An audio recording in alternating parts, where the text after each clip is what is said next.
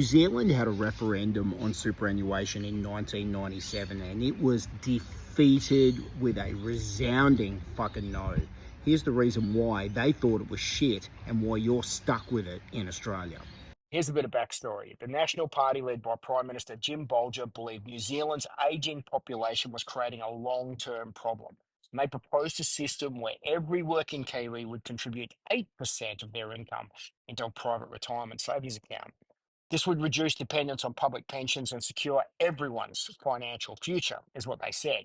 But when the public went to vote on this on September 27, 1997, the answer was a resounding no. In fact, over 92% of voters rejected it. Why did it fail so badly?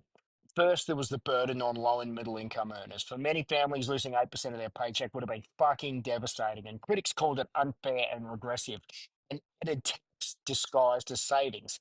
Then came the trust issue.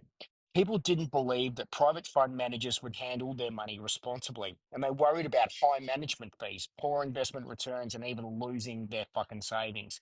And honestly, who could fucking blame them after everything we've seen happen in Australia? Many also believed the current system didn't need replacing. They argued that New Zealand's superannuation, with better management, could remain sustainable.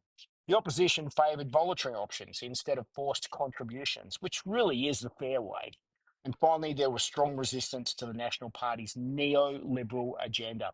To many, this wasn't about helping retirees, it was about shifting responsibility away from the government and towards private companies.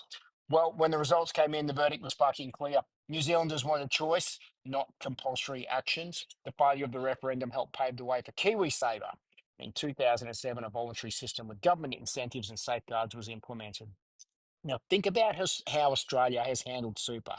You've probably heard that your employer pays super on top of your salary. That's a nice little extra. It's a bonus for your future. But here's the reality, that's a giant fucking con.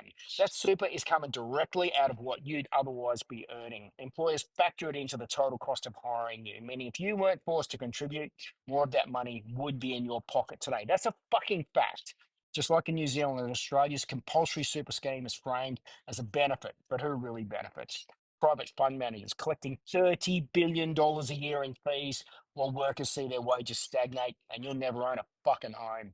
Imagine what would happen if Australians had a choice, if they could control how much they save and when without the illusion that someone else is footing the bill. New Zealand rejected this kind of con. Maybe it's time Australians started asking the same questions because you're better off owning a home than having $100,000 sitting in super that you can't touch. It isn't even going to fucking pay for your retirement. And every single one of us knows someone who's been paying into super their whole lives at this point. You could be 50 years old, you've contributed to super your whole working life, and you haven't even got close to enough money to fucking retire on.